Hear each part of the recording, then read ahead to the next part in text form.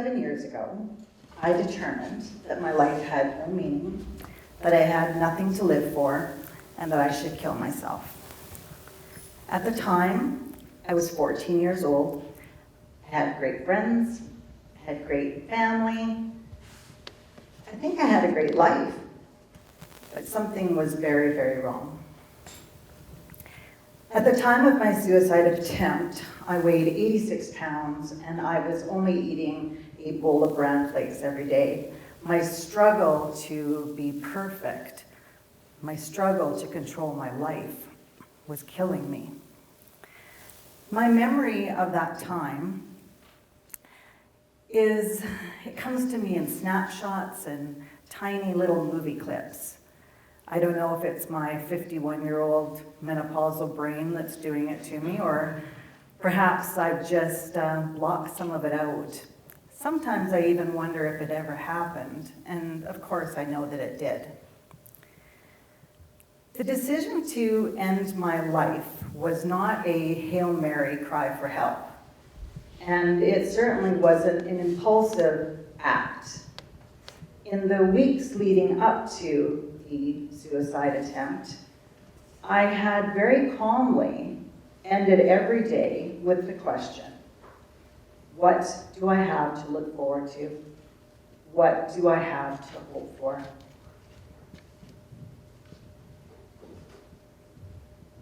The day that it happened, I woke up knowing that it was the day, because the last few days I had been struggling with something to come up with, something to cling to, something to hope for. I had gone to school, I had gone about my day, I had come home and had dinner with my family, I had gone out with a friend, and when I came home that night, the house was dark. Everybody was either in bed or maybe in the bedroom watching television. And I marched in the house and I didn't even take off my coat. I went directly to the medicine cabinet in the kitchen. I found the pills that I had identified so many weeks earlier. I opened the lid with my right hand. I put all of the pills in my left hand and I took them all. Then I calmly went downstairs to the bedroom that I shared with my sister, and I crawled into bed and went to sleep, I guess knowing that I wasn't going to wake up. And in hindsight, what a horrible thing to do to my sister. I mean, not cool at all. The next snapshot in my memory is of my sister shaking me and saying my name, Judy, Judy. And then I remember her saying, Mom, there's something wrong with Judy. And I remember rolling over and saying groggily, I took some pills. Then I remember someone crying, and I'm pretty sure it was my mom. The next snapshot that I have is I'm sitting at a table with a man that looks like Richard Dreyfuss. And he has wire-rimmed glasses and this messy, unkempt hair. And there's a woman sitting at the table as well, and she's got a long denim skirt on and a handkerchief in her hair. And I realized that Mom has taken me to the neighborhood hippie psychologists. They were feeding me something in a mug. It tasted vaguely like chamomile, but whatever it was, it made me violently throw up. And then I remember crying. And then the next snapshot, I'm back home, and I'm in bed. Over the next few weeks, I went to see the hippie psychologist after school, and we talked about my life and how I was coping, but we never talked about depression. I never got referred to a proper doctor. I never had any medication. I didn't have anything. It was like the suicide attempt had never happened, that I was just a 14-year-old girl with problems. At home, we never talked about it. In fact, I never discussed it with my mom, my dad, or my sisters up until probably 6 months ago.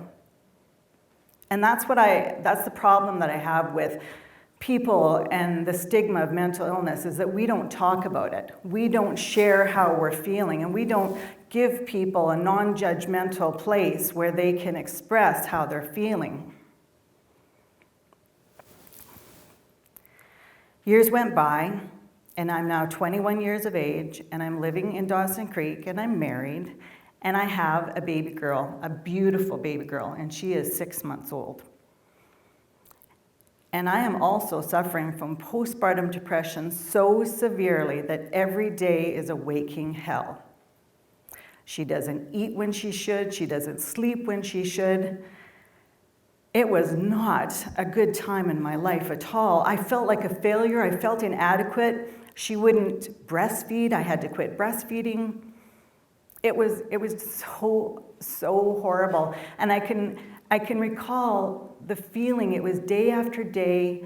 The depression was settling on me like mold on a wheel of cheese. It was just layer by layer by layer. And in my book, Naked Tuesday, I talk about the moment that it all came to a head, the day that I kind of snapped. Amy was in her crib and she was screaming. She wouldn't go back to sleep. And I remember getting really angry and getting up from the couch and walking into her bedroom and picking up a book from the floor and throwing it as hard as I could at the window. And the window broke.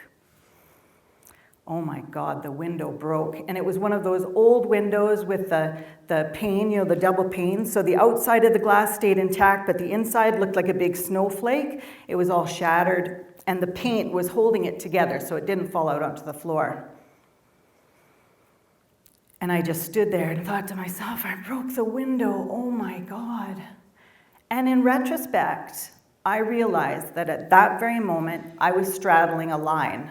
On this side of the line was the unthinkable.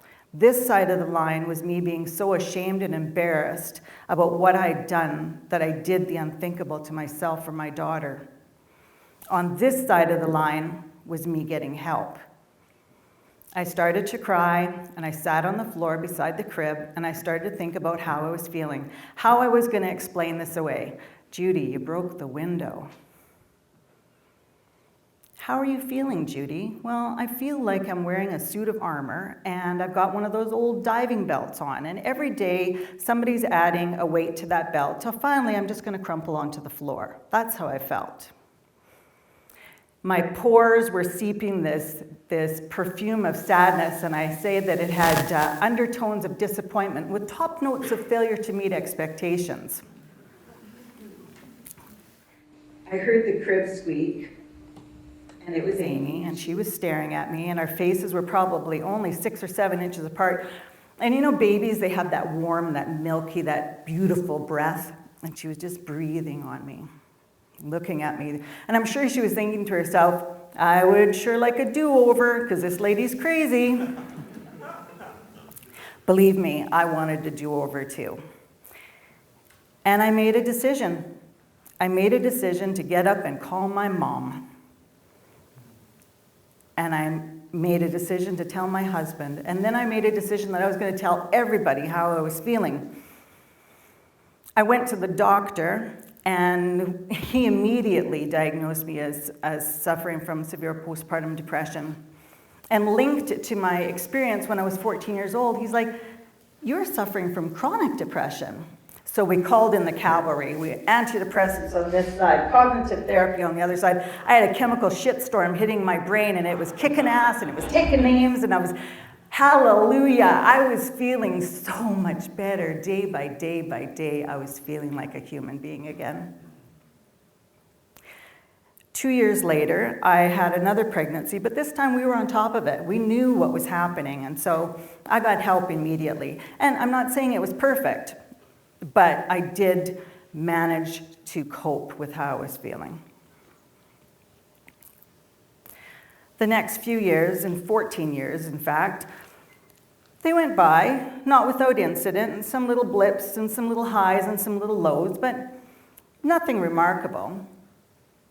Until one day, I felt this old, familiar black fog settling on me. And it was like somebody whispered in my ear, I'm back. And it was back. And it was bad. And it was worse than I've ever experienced. You may say to yourself, Judy, worse than a suicide attempt? Worse than considering the unthinkable of yourself and your child? Yeah, it was worse than that. It was absolutely horrific.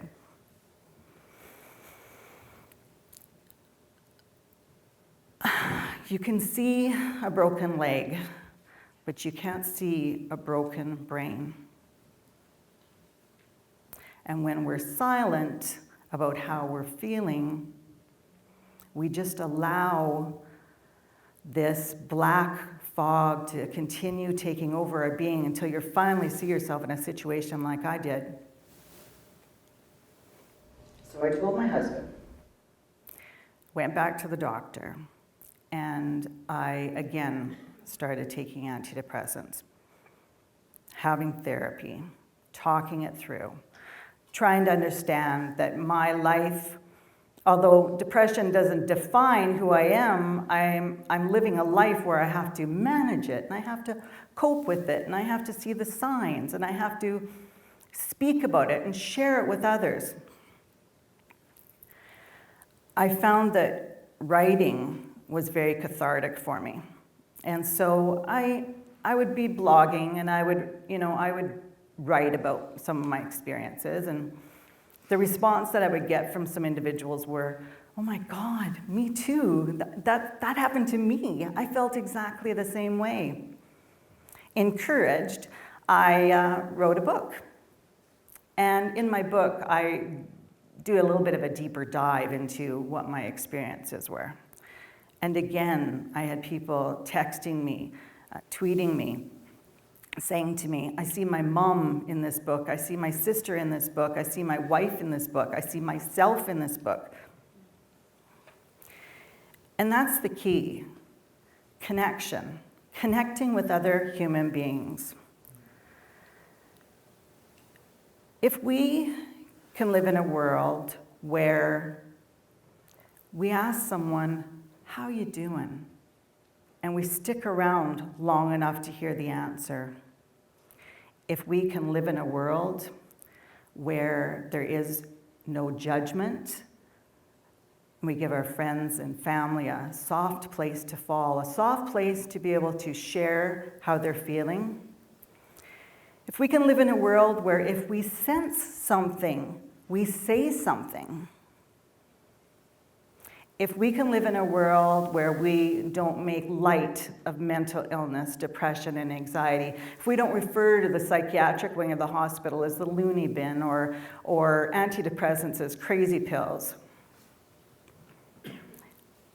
if we can do any or all of those things, I know we will save lives.